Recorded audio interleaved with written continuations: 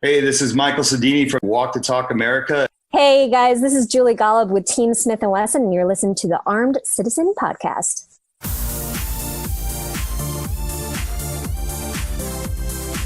From the Ghost Tactical Production Studio, welcome to the Armed Citizen Podcast.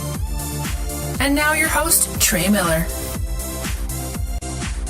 I am your host, Trey Miller with Ghost Tactical Productions, and this week we've got a really fun guest. He's someone you guys probably remember from athletics and football, college football, for all you football fans out there. We've got someone here in Arkansas that made a big name for himself and across the country out at USC and all of that, but we welcome Mitch Mustain.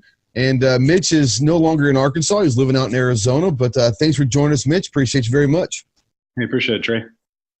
For those of you guys out there that remember Mitch and remember the name, he was obviously a very accomplished athlete, but for those that may not remember, in 2006 out of high school here in Arkansas, he was a little bit of a legend. He won a couple state championships, played for Auburn's head coach right now, Gus Malzahn.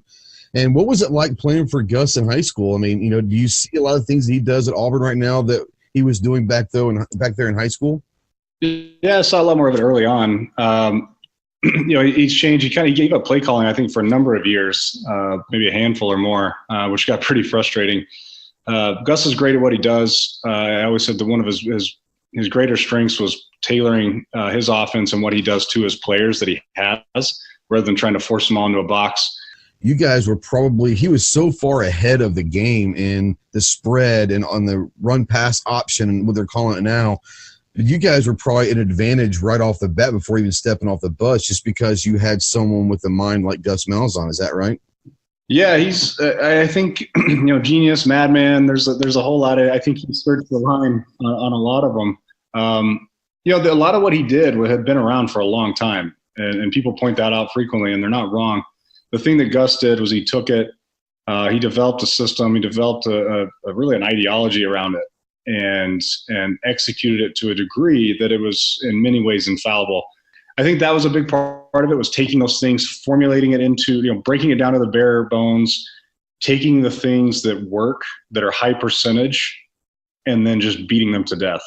When you have a team, Alabama can have a system, and they can get talent regularly enough that's good enough to run that system and not have to deviate too much. USC, when I got there in 2007, was a lot the same way.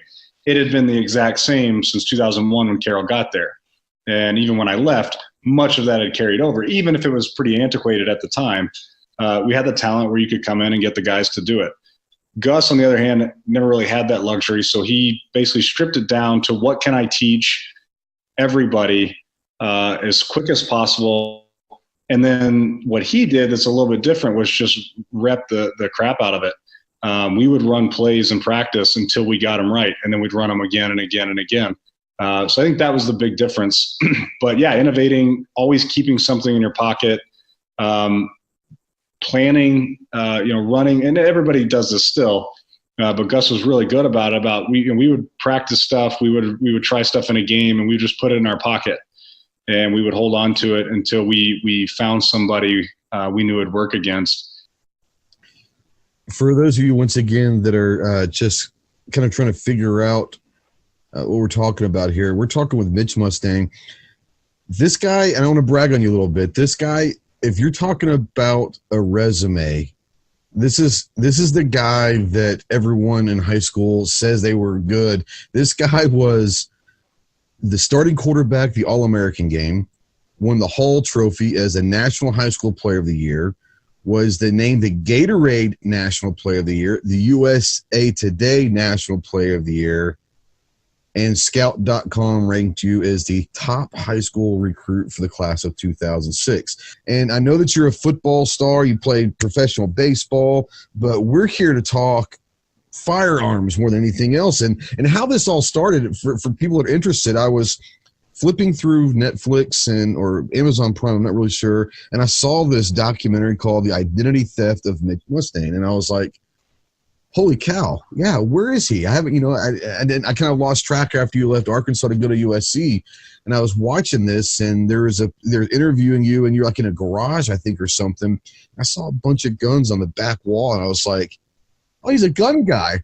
And so, I mean, understand that Mitch and I just met on this phone call, so I've never met him in person. He doesn't know who I am, but I reached out to him through Twitter and said, hey, I run a pro gun podcast. Would you be interested? And he said, sure, and all that. So can you talk about maybe how firearms has been in your life? I mean, has it been something you've been around guns your whole life, or is it hunting, or how did you get started into firearms? Yeah, I grew up in the country, what is now a JB Hunt parking lot, but at the time was outside city limits and in the country, and we had a lot of land. And there's really not a time I can remember where I didn't have a gun of some sort, some caliber, whether it was an air gun, 22 rifle, a shotgun, etc. So, we kicked off. It was a normal thing. I mean, they weren't locked up. They weren't. We were very conscious of it. We weren't done with them too much. It was one of those things that was just a part of life for us. And, not like to sound like the Beverly Hillbillies, we weren't out shooting dinner most nights, but it wasn't unusual for Saturday morning kickoff, and before the sun's just coming up, and my brother and I, trek off with our pellet guns and or our shotguns and just go play around for hours and see what we can get into, and just like normal kid games, right? You just set up your own targets. You kind of find challenges and things to do. So that was it, man. That's how I got into that. They were always around. It wasn't until I moved to LA 12 years ago that, people would kind of look askance at you if you had, like when you grew up with guns, you just had them like around. So, it's just a normal thing. I've always had them. I've done training, and I continue to do competitive shooting and training and as well as some other things, work related. So when you moved to California, obviously you probably didn't take guns with you, but what was that transition when you realized there are certain things that you can't buy, or the ammo restrictions, or what are some of the differences when you got out there? Did you shoot much out there? Yeah, I did quite a bit. Later on, once I got established, there's some decent, insofar as I hesitate to say good shooting ranges. There's good places to just shoot there in terms of being in the city, where you can drive maybe a half hour. I forget the name of. There's one in Santa Clarita, one of the places nearby. There's actually some really good gun shops there, which is surprising. I mean, the rules suck. At the time, it was a 3-day wait. I don't know what it is now. I wasn't old enough when I went there to buy pistols initially. Long guns are a dime a dozen, and actually some really good deals. ARs are really popular, and that's kind of what everybody's concerned about. So if you had if you were looking for maybe a long bird gun of some sort, or some sort of a classic gun, the old Mosin Nagants were just kind of coming around at that point. You could find them in really good shape, unmolested for steel. About an M44, immediate post-war M44 for I think less than $200 with a big case of ammo. The only restriction was a few-day wait. Fortunately, it's no problem to get a California ID. So if anybody wants to go do that, that's not an issue. They've made sure of that. Other than that, it's just kind of working around the laws. I mean, generally, like anywhere else, if you stay out of trouble, people aren't going to harass you too much about it. I did buy my first AR there. I bought, I think about my pistols I bought back in Arkansas, on vacations or went on trips home, but not too big a deal. The weird thing, the thing that people don't seem to realize about California, to get off on this, the demographics, the policies are controlled from the big cities. So you have the Bay Area up north, you have LA and to a lesser degree the San Diego area, but LA, Orange County area. But California is hugely rural. In terms of the farms, if you get out of LA an hour and a half north, all the way to the Bay, there's nothing but farms. And they're very conservative. They are remote. They are very 2A. So there's still a huge population. I don't dare call it underground. They've been pretty influential. The Calguns Foundation, which is almost like if you think of like Firearms Policy Coalition, but specific to California in some ways. the Calguns Foundation, they protect anybody involved in self-defense shootings. They litigate a lot of the unconstitutional firearms laws of California enact, which unfortunately have become more stringent since I left. So they do all kinds of stuff. So there's a huge movement there. Unfortunately, California is, and I'm afraid, as far as I can see at this point, will be a test bed for policies. I'm fortunate here in Arizona where we are, as far as I can remember, unrestricted in every respect. I mean, I can ride around with a loaded rifle sticking out my window. I've been pulled over in my Jeep with my suppressed SBR mounted to the dash on the passenger side, and got nothing but a question of, whether it's loaded or not, and not that it really made a difference to the trooper in that case. So, we're fortunate in that regard. I don't see the laws changing. People are generally responsible with them. Surprisingly, the crime rates aren't through the roof, if you can imagine that. So, California, to that point, California is an odd place, and they're only getting more socked in. But there's loopholes around it. You asked about ammo. When I lived in LA, downtown, middle of LA. The address was Los Angeles, California, 90007. I used to buy off cheaper than dirt, and they wouldn't ship. Los Angeles has restrictions on shipping into the city, and so cheaper than dirt wouldn't ship to Los Angeles proper. Now, if you lived in one of the suburbs, they would, but they just go by the name. So somehow I got the idea. If you look at the post office, if you search it at the time, I don't know if it still does, would show up as Dockweiler Post Office. And so, and it would show Dockweiler, California, even though it's in Los Angeles. So when I would order ammo, and I say this because I think the statutes are up. I know Arizona's not going to extradite me, but I started putting, when I'd order ammo, I'd put Dockweiler, California, 90007, and it would override the system, and I could get my ammo delivered to my door. So, there's ridiculous stuff like that where you just kind of have to find your way around it. I guess once an outlaw, always an outlaw, but that's just the way it goes there. That's right. Now, you're talking about being in Arizona. I've got a good friend of mine that lives in Tucson, and he goes to Big Sandy every year and all that. Have you been at the Big Sandy shoot yet? I have not. I seem to always miss it. I'll log in online and see something posted about it like the week after, but I never see the promo material. So, I do a lot of shooting. I haven't done Big Sandy, but I do a lot of training with Independence Training here in Arizona. They do it all over the country. They're phenomenal. We do a lot of the medical side. I spent several years in the medical field. So do a lot of the medical side with them, the firearms, and we do some stuff as well on the border. You brought up competition shooting. What kind of competition shooting do you do? I've done some 2-gun stuff. I haven't gotten a 3-gun. It doesn't interest me too much. So it's 2-gun. There's like Tuesday night, Wednesday night steel matches here. Have you ever got like IDPA or USPSA yet? I have not. I haven't invested a lot of time into it. Like I said, almost everything I've done has been with the group that I run with. I haven't ventured outside of that much. So I don't. When I say that, please don't get the idea that I'm a competitive shooter with all the gear and all that. I use my practical gear. All the duty gear. Armor if that's called for, and we do some stuff. There's also like Desert Brutality. So they do that like early, middle summer. They do a July 4th brutality match. So it's an all-day course setup where you're just your full gear, armor, the whole gear, whatever your loadout is, and they have different classes and whatnot.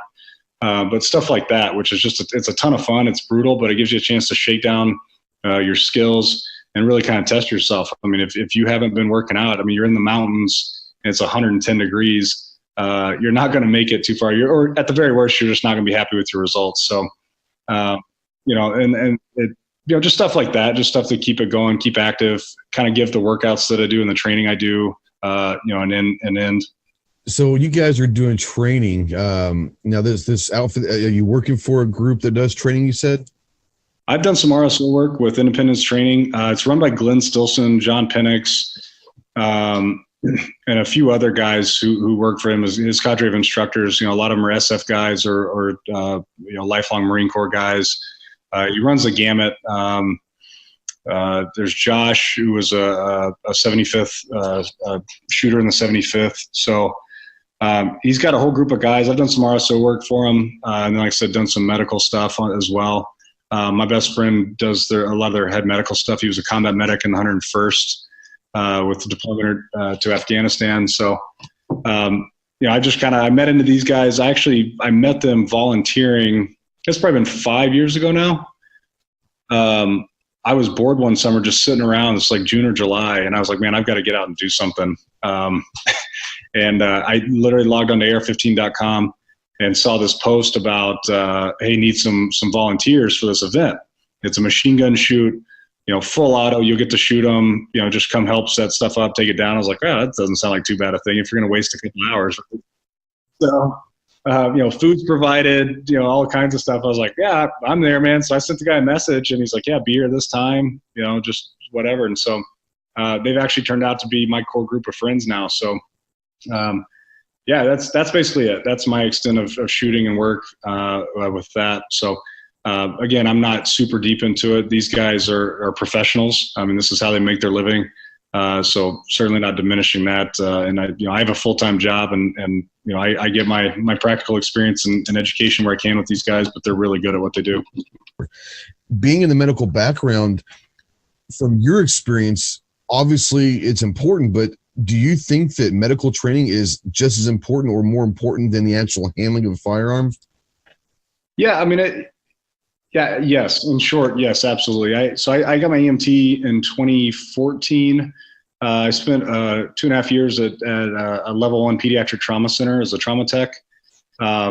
So I love that part of it. I got out of it. I went on to do something else, but I've stayed current. I've kept my certifications. I still train and do those things. The shooting's a fun part, and that's the part that draws people in. It's kind of like, I have a stupid analogy, I guess, but race car driving, right? Like everybody likes the sound and the smell of gas and going fast. But, again, if you're not wearing a seatbelt and you don't have a helmet and like all this stuff, you're not going to make it too far. Now, hopefully on your training, right, you're not having these incidents where you're needing all this stuff. But the fact of the matter is, the real world is you're a lot more likely to get into a car accident. You're a lot more likely to run across a pedestrian who's been hit by a car, or God forbid you get into a shooting or defensive situation or a mass casualty incident. That stuff is going to serve you, even if you are in a firefight. The fact of the matter is it's not going to last very long, right? And hopefully it lasts a lot, hopefully it's shorter than it takes you to run out of ammo. But the fact of the matter is, after that, there's probably going to be some cleanup to do. And it's going to require you to intervene in a much more important, I dare say important way, which is saving lives, being able to prevent preventable deaths or delay the inevitable until somebody can come along and help with better equipment and better knowledge. So I have a somewhat introductory or basic level medical training. There are so many good classes that people can do. The Stop the Bleed. May was National Stop the Bleed Month. There are a ton of free courses. And if I can, training, it's Independence Training. It's trainingaz.com. It's Independence Training on Instagram, or the Arms Room Show, as well as Glenn and John's radio podcast. I think you guys would link up great. But they did, I want to say, a dozen or more classes for free in the state of Arizona over May. And it's like $1 otherwise. So these courses are going on everywhere. And I'd advise people, you go in, they provide tourniquets, they provide wound packing materials, and they spend 2 hours going over how to apply these things, where to source materials, how to pack wounds properly, how to assess people, how to do quick triage. People think these are like really complicated, and they're not. If you can learn CPR, and everybody should learn CPR. In fact, I think it should be a mandatory curriculum in high schools and junior highs. I think if you can learn that, you can learn Stop the Bleed. And really, the equipment's not that expensive. A Gen 7 cat tourniquet from North American Rescue is $30. There's probably some programs where you can find those at a good deal. Find those, keep them stocked, learn how to use them. Find some expired materials for way cheaper and practice with them. But without getting on a heavy rant here, yeah, absolutely. People take the time. Go do your basic CPR class, learn continuous compressions. And how to do those things. Survival rates go up way up. So, and again, in your day-to-day, it's going to serve you much better than a fully loaded kit, with level 4 armor, and all the magazines you can handle and the sweetest optics. And, if you had a D-ball, those are cool, but night vision's not going to help you, when you really need it in the middle of town. So I would always advise people, medical knowledge is basic. You can take it really quick. You can learn it. And it will carry over into literally everything you do ever. I know a ton of guys who are into scuba diving or into some sort of specialized event where they've done a lot of training to learn that. You add medical training on top of that, you are invaluable to a lot of people. So if it's one of those things like, hey, you're one of those guys, you're not really sure what you want to do, you don't want to work a 9 to 5, go get your EMT, go get your advanced EMT, and get some skills. You want to be on a wildland crew and you're an EMT, dude, you can walk in and make a lot of money. And same goes for, like I said, scuba diving or a lot of other specialized tasks where they need guys with medical training who know how to apply it. And have just really, all these are guys who've taken the time to sit down and source the information and just learn it. Absolutely. Kind of transitioning, I like to ask like a kind of a series of questions to all my guests, if you don't mind, kind of go through them here. And we're going to talk a little bit. The first one is, what areas of shooting do you enjoy? I would say AR. I do less of that than anything else. I'd say handgun is probably my most common. But again, that's one, I carry it every day. I've got it with me. And it's generally cheaper and easier to get done. I enjoy, in terms of like movement stuff, AR is definitely my favorite. I haven't been hunting in a long time. I grew up doing it. I think I would enjoy it more now, just being older and like being able to, it's one of those things, as a kid, it's like, oh my God, I gotta get up at 4 o'clock in the morning. And yeah, I remember, we would go to Ballinger, Texas as a kid, way out in central Texas. And, we do dove, quail, and deer out there. And then we go to Kansas for pheasant. But yeah, we go deer hunting, man. And, come in at 4 o'clock in the morning, wake me up. It's dark as hell, cold. Grandma had this big drafty house. We were way up at the top of it, just colder than hell. And oh my God, it's miserable. And go out there and, we were sitting in the blind, the sun still hasn't come up, and it's, you're just freezing, and, it's just brutal. But now, hell, I'm up that early anyway. And it's like, how nice is that to be able to go out and just sit in the quiet in the middle of nowhere and actually, again, it's for guys who've done a lot of stuff. I've played in front of 100,000 plus people, millions of people on TV. It's hard to find an adrenaline rush, like waiting for a deer to walk in. So I haven't done enough hunting. In real terms, that's probably my favorite. I just don't do it enough anymore. It's Arizona hunting. It's really unfamiliar to me. I've got a lot of friends who do it. I actually put in for the first time for tags out here. So we'll see if it holds up to what I remember. But yeah, I love that part of it. So again, I'm taking a long walk to a little house here, but ARs, I love. The practical application of it is, unless you're out looking for trouble, is pretty slim.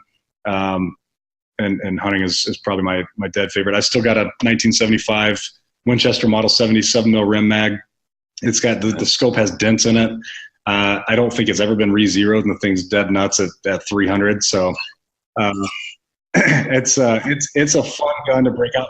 My AR's fun. I love breaking out the 7 mag 26-inch barrel, and like this thing.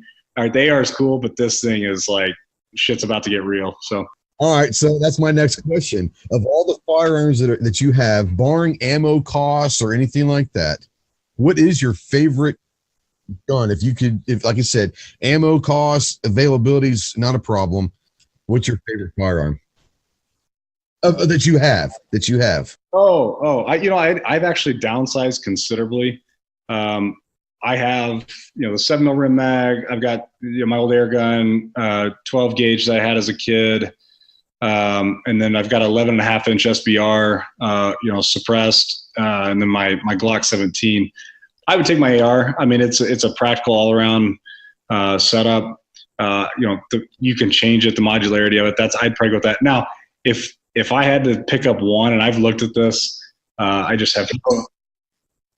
Yeah, that's a tough one. Honestly, if I could find, and I know, so I'll say it just because this actually exists. I want a 12.5 inch AR-10, just loaded. Like the nicest thing you can find, but like a short barrel. But honestly, if I could have like a 10.5 inch 308 to just, get to town with.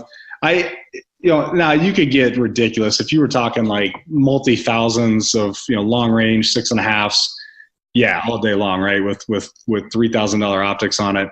That's cool. It's not a world I've ventured a bunch. I've played with weapons like that, and they're amazing.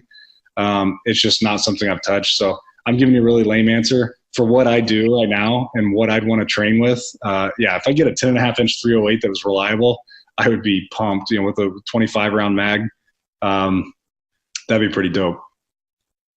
I will say, if I throw an addendum and then I'll ask you what yours is, mine would be a short barreled M60. If I like that, oh god, yeah.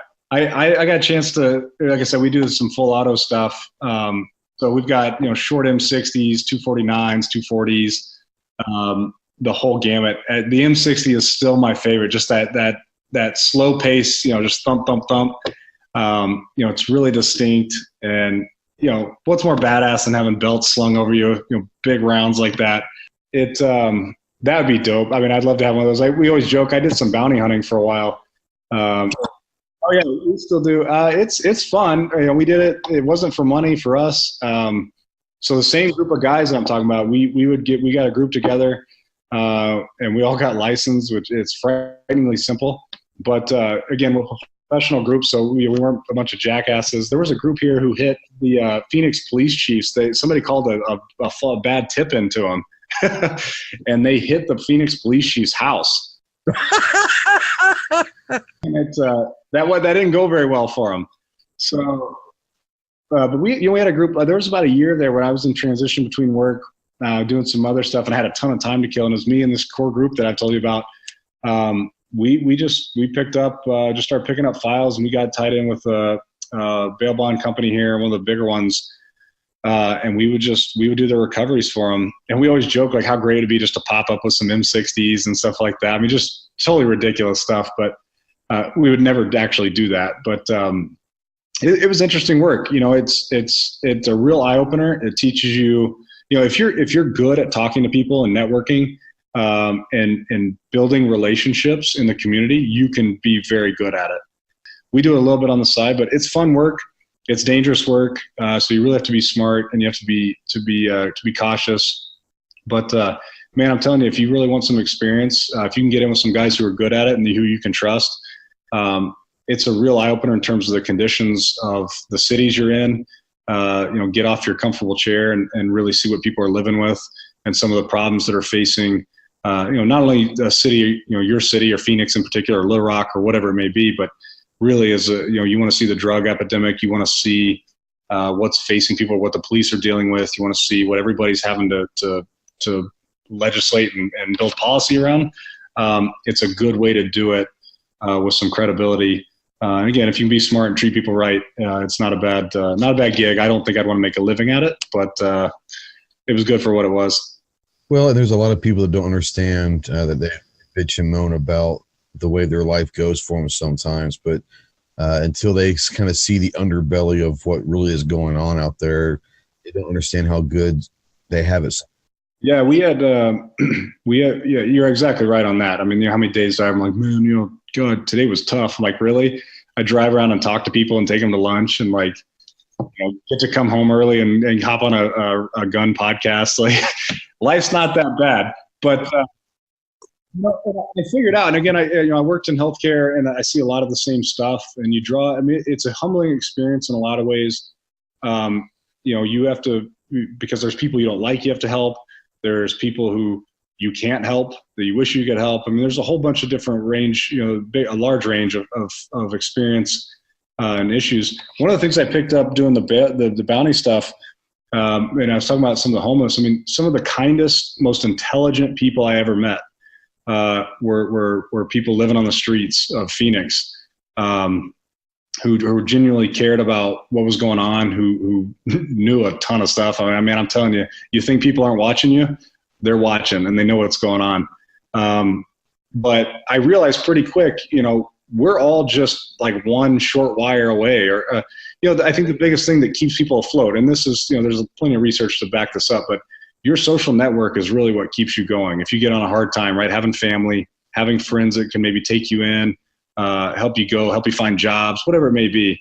And there's some people out there, they're not necessarily mentally ill. They're not drug addicts necessarily. They're just people who got down on their luck and didn't have the support network. And I think, again, one of the things, like I said, when you get out and see it, it's hard to get out of that, right? You get into that cycle where once you don't have a home, and you don't have transportation, it's hard to get a job. It's hard to keep a job. It's hard to pay bills, or it's hard to really get back on your feet. So, I would encourage people, just keep that in mind, man. Stop and talk to people, help people out, and fit that in, right? Do some service and see where you can help in your community. Because the fact of the matter is, if you don't help and everybody has that attitude, then your community is going to get worse, and it only makes it harder for you. So, I guess sidebar for your podcast here. People get out, get some medical training, do some volunteer service, see what's going on, where you can help. You can't do, maybe you can't do a lot, you can't influence legislation, but if you can help a few people, maybe help point them in the right direction. I mean, I don't think people day to day realize how much they really have at their fingertips, right? I mean, you look at a guy like you with a podcast like this, you probably got a lot of contacts all around the place. It's just people who listen to what your show and may think, oh, hey, I can help with that, right? So like, hey, Trey can't do anything or Mitch can't do anything, but I know a guy who might be able to help you. So just, see where you can help out and go from there. But anyway, that was what the bounty stuff really opened our eyes to that. And we've since enacted a lot of stuff that I won't really get into, but being able to kind of direct policy on that and help people in different ways, just based on what we experienced and what we saw in that regard. So, there's always something to take away from it outside the work.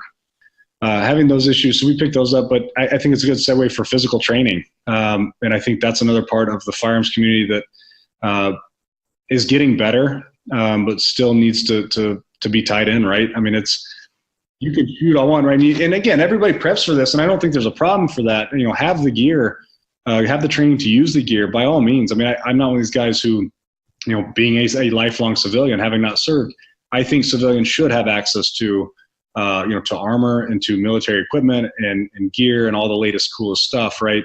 All the cool camo patterns and the practical stuff. I mean, these exist for a reason, because they're useful to somebody.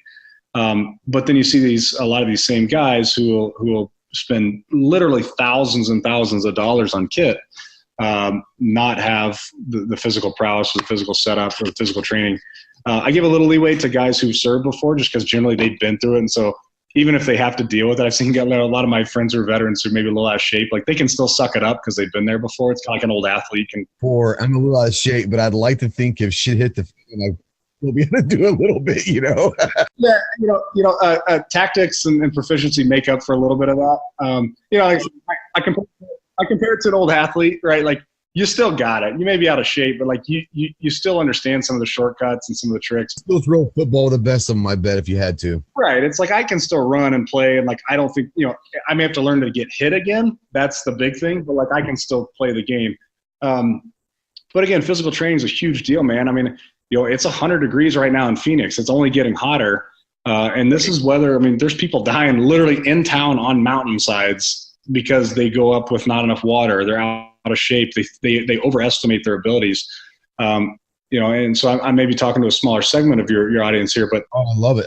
We have everyone. I mean, like I said, we're a big training guy, so we have a lot of people that do training. So it's awesome. Yeah. Yeah. I mean, you get in there, do sprints. There's a 6-week sprint training program on T Nation that I did last year. It was phenomenal, and I did it in the middle of summer. I'd go out at 3:00 on the canal, hotter than shit, and just run. I mean, it sucked, but I felt as good as I've ever felt. It burns fat. You feel good. You're confident that, hey, I can survive the heat. I'm in shape. And again, and this, when you put on your kit and you put on armor and you got to put on your belt and your pants are uncomfortable and your boots are a little heavy, it's like, man, I really don't want to be doing this right now, but I'm confident I can do it. Otherwise, you're going to end up with issues. And I'm just talking about guys, again, I'm sure there's a segment of your audience who does it for a living. Guys who are cops or maybe are military or reserve, whatever it may be.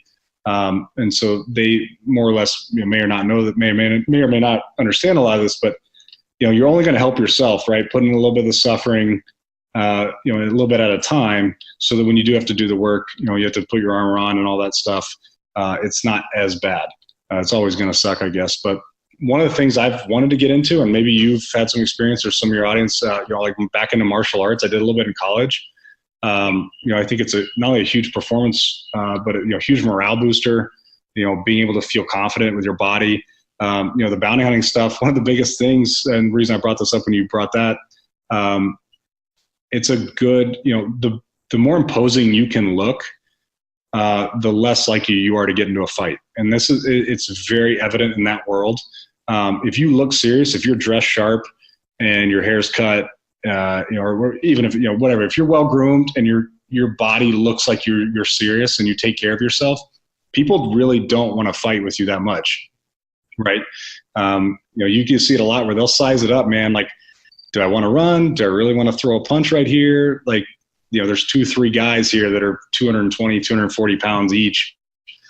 Is this really something I want to get into? Where, again, if you come in sloppy, if you come in not really carrying yourself like you're confident and like you've prepared for this moment, people are going to test you. Like I said, a lot of these people are on drugs. They don't want to go back to jail. Fighting almost for their lives, almost to a certain extent. Absolutely. And it's nonsense. And you see it all day long. I mean, how many cops get killed for stupid shit, right? I mean, it's like, oh, he stopped him for a registration and all he was going to do is write a ticket, right? But a guy has a warrant and he knows it and he doesn't want to go back to jail for a year or even for 6 months or something ridiculous, right? Or who knows what, right? People just have issues. And you brought up confidence, which is a great thing because the stronger you are, the better shape you are. Like you said, the more confident you are in yourself. But that's not just good for the physical side. That's good for the mental side. Is when someone's confident, chances are they're not going to have that hair trigger temper. They're confident in themselves that there might be another way out of this than lethal force. Now, obviously, if you have to use lethal force to defend yourself, family, or someone else because there's an imminent threat, then you're confident and proficient in the firearms enough to know to take that shot. But like you said, sometimes it's okay to get into a fight instead of pulling your gun. I like to carry a gun as a last resort. I'm already confident enough that if I get into a scrap, I'm still strong enough, I'm still relatively agile enough, and I've been trained enough that I'm not really worried about, even a guy that's 6'2", 6'3", that's 220. I know that there are ways to get around that and to be able to, at least, if nothing else, eliminate the threat. Yeah, and that's one of the best ways to do is get the hell out of there. I mean, that's right. Like, hey, know a way out. Find a way out if you can. Then you can run and get the hell away from them sometimes. I mean, drive off. You see all the time. If there is one thing here, it's the road rage, right? I mean, it's like, dude, there's no reason. I mean, I get upset with people, but it's like, okay. But like you said, like when you have a gun on, it changes your frame of mind where it's like, all right, I'm glad I have this, but again, could I articulate this? Yeah, probably. Do I really want the scrutiny and to go under all this right now and really jack up not only my day, but my immediate future? Like, probably not. So can I find a way out of this? But it goes back, I mean, it's not a binary issue. It's not shoot or don't shoot. It's all these factors we've just talked about. Yeah, being confident in your gear, being confident in yourself, your physical abilities, being confident in the way you speak to people, offering them, right? Like proposing solutions to ways out of this, right? I mean, I've been in issues where, maybe some drunk guy wanted to fight me. I mean, I had to pull my pistol one time that I remember off the top of my head for this one at a bar where this dude just was like, I was with friends, totally unrelated to this guy. We'd never said a word, and he just decided he wanted to have a fight and actually followed me to my car. And that was one of those times where it's like, man, I really don't, so it's just, hey, I'm going to offer a couple of ways out of this for both of us before we have to go on to, and a lot of people, I think what happens, you talk about this, one of the best things you could do, and really a lot of ways, we talk about sports, we talk about medicine, we talk about anything really performance related, mental reps are hugely underrated. Put yourself in these situations, right? I spent 4 years doing incident command training with firefighters here in the Valley. Go through these exercises in your head, right? Like, what are all the common scenarios you might run into? And go through them in your head and play different options, right? And try to be, don't slow walk through them, but try to play it in real time. Like, hey, this happens, and you can put in all these different factors and really start playing through them in your head. Like, what are my options here? What would I do here? And really assessing where you're at with that. But yeah, as we talked about, it's not a binary issue. All those factors play into it. And being able to talk, being able to use your equipment, being able to use your body, Because at the end of the day, yeah, it's you want to protect yourself and protect the people around you, even your property if that's the case. But there's definitely an escalation you can go through, and just practice those things, man. The firearms training is one part of it. But yeah, if you're confident with your body, those are the dudes that scare me. I think a lot of what you're saying is you can be a big dude. You can be like me. I'm 5'8", 165. I'm that guy. It really doesn't matter what the size you are if you're physically fit, you're mentally strong, and you know how to handle your body. And I think that's probably where athleticism comes into play as well, is most good athletes can kind of make their bodies do what they want it to easier. Well, to tie into what we talk about, with the guns, like, you think Jerry Mitchellek couldn't pick up any piece of crap gun in the world and just absolutely thrash with it? I mean, this guy, right? I mean, it doesn't matter for him because the tool is totally secondary to what he does and what he knows. His knowledge and his practice and his confidence mean everything. So he could literally pick up any gun. I'm confident of this, and just he could outshoot anybody with it. And so, I mean, the guy, you give him a pellet gun, he'll find a way to do what he needs to do with it. So yeah, not to beat the horse, but it's I think you're right. Confidence, I think, ties in with firearms 100%. Know your equipment, know your body, and yeah, the less you have to use it, the better. And that way, when you do have to use it, you're right in your wheelhouse. And it gives you the comfort of knowing you've done everything you can to find another option. So if you do have to, God forbid, get into that situation, you can do it with a clear mind, and it's time to get to work, and you can just start, doing what you need to do. Now, you talked earlier about the Glock 17, and you've had to pull your gun one time. I'm assuming you carry, maybe not every day, but you do carry. Yeah, I do. Admittedly, per sec here, don't carry as much as I used to, just for work. If I'm wearing something where it's somewhat prohibitive, but it's usually on me in my bag around, which, again, is little comfort when you need it now. I used to carry a lot more, but yeah, I mean, it's unrestricted here. You don't need a permit. You don't need, you can OC, you can conceal carry, you can do whatever. But yeah, I definitely carry it on me.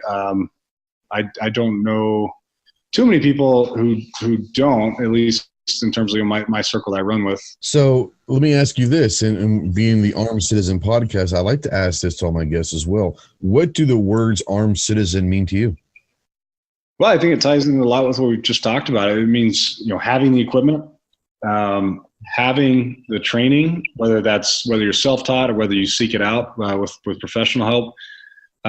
It means being active in the fight, joining Firearms Policy Coalition or whatever your local group may be, and not guys that are just getting around drinking beer, talking, bitching about what's going on and all the infringements, the 2A infringements, brother. But actually getting together and finding solutions and getting with their representatives or electing representatives that are going to match what your desires are. I think those all tie in, and I'm sure I'm forgetting some of it. It means being vigilant, to tie in what we again with what we talk about, being aware of what's going on, making things within reason, but making things your business. Not letting. I talked a little bit. I was on a radio show back home not long ago. We were talking about some politics and just Trump, anti-Trump stuff. But a lot of the degradation we see is the people recusing themselves of personal responsibility, and really shirking that off and saying, well, that's not my problem, right? That's the police department's problem, or that's my neighbor's problem. Well, if that's the attitude everybody takes, again, that's what you get. And then we get a world where the police have to do everything and then nobody likes it. I think it's taking over that responsibility, being vigilant, knowing what your neighbors are, not being nosy and a jerk, but helping them take care of their stuff, right? Like, my neighbors are gone to Alaska all summer. I watch their house, right? We all do. All our neighbors around here, like, we keep an eye out. We know who's supposed to be there, who's not. And again, it's being smart. It's being a good ambassador for the community. And it's weird that is a thing, right? It's a constitutional right. So it's kind of weird that there's like a subculture about it. But, being a good ambassador for that and being smart in your conversations, understanding the issues. So again, I'm beating it all up, but I think that's what it entails. So not only owning a gun and using it occasionally, but all the other attendant factors with it, and just being, again, being in shape, and I use that with air quotes, just all around in your life. It's one thing to own a gun. It's another thing to have to use it. And there's a big, it's not just one step from one to the other. I think you and I've kind of covered that. It's a whole lot of things between that from one part to the next. Well, or you know what? And I'll say this: knowing your limitations. Being that guy who says, "That's not me. I'm not going to do that." I totally respect that. Right? I'd much rather, and I've had guys do that. They're like, you know what? I ventured into it. I got to be honest. I wish, I just can't do that. It's not for me. So I don't carry a gun because of this. But they're not out beating the drum against everybody else. At the very least, don't cause more damage. So that's part of being a responsible gun owner, is it not? Doesn't mean you have to carry every day. Like you said, you can own a lot of guns and be proficient, but if carrying is not your gig, then I think that is part of being responsible, saying, hey, this just isn't for me. I don't care if you carry. I hope you do. It's just not for me. I think that's a huge part of it. That's a great point. Yeah, absolutely. And just, again, know your limitations, know what you can get into. Don't go looking for trouble if you don't have to. Be smart about what you get into, but that's kind of my assessment of it. I think people should be active, and they should be, unobnoxious about it, I guess, to a degree, but, there's a lot of people in our culture, in our community, that are the shall not be infringed from my cold dead hands, and I get it. I don't want any infringements, but I'm also the one. I don't think the boogeyman's coming for our guns either. I think what we're seeing, if you look at policies throughout the country, and if you look at the trends over the last few years, it's actually going the other direction. It's going in the direction supporting the Second Amendment. There are court cases that have been decided in favor. Big ones that have been decided in favor or have been remanded back for review. And so, and there's a huge segment of Americans, even ones like the ones we just talked about, who don't necessarily carry every day and don't do the things that we do, who are just tired of people telling them what they can and can't do to take care of their own stuff. The fact of the matter is, I think people are just sick of being beat with policies and with finger wagging and that sort of thing. So I think we're seeing the things start to trickle back, but then there's areas like we talked about that are highly influential, Chicago, California, and some of the major areas that are really going to continue to push. And there are people there who really do think that you shouldn't own a gun, and that you're a terrible person for even considering it. So, again, being vigilant against that, being smart and being articulate in the case for it, and pushing back. People should err on the side of greater freedom and less restrictions. And really, again, it goes back to just being vigilant and taking on a lot of the problems yourself, and being supportive in your own community, and knowing who these people are, finding alternatives to get them help. Again, we could go for days and days about how we're going to do that. And there's ways we could mitigate that, and not to get into the mental health debate and all this other crap that you see with shootings. It looks like right now we're going to have to fight Donald Trump for suppressors. So, that's a big thing that kicked off yesterday or today. And again, it's just being good ambassadors and being a good voice for what's going on. And the fact of the matter is, you're going to have to defend the right.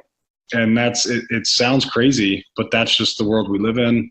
And so people have to be okay with that. But again, without getting on tangent, yeah, I agree with you 100%. There are people I really don't want around. I hope they have a gun, and I'm glad they do. Do your thing, man, but I don't want to be around you.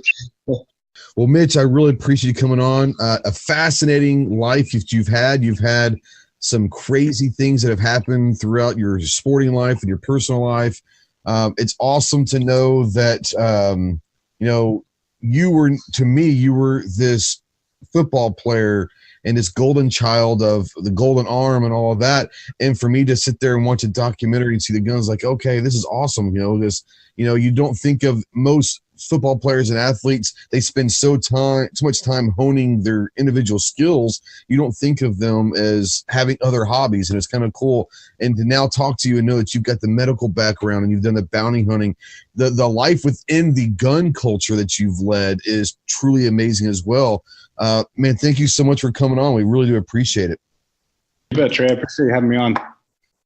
And guys, make sure you go check out, if you really want, if you're a football player, a football fan, and you remember Mitch's name, go check out the Identity Theft of Mitch Mustain. It's kind of an interesting thing, but you're also going to see what I saw. You're going to see a bunch of guns that are back there, and that's kind of what kind of piqued my interest. I was like, okay, this looks like a cool guy. It's not just this football player. There's some actual substance to this guy. So a great conversation, and guys, thank you guys for always listening to the Armed Citizen Podcast. We will see you soon. Semper Fi.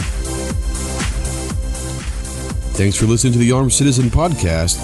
To check out our full lineup of pro-gun media content, including our product reviews, live shows, and other Second Amendment activity, please check out our website, www.ghosttacticalproductions.com.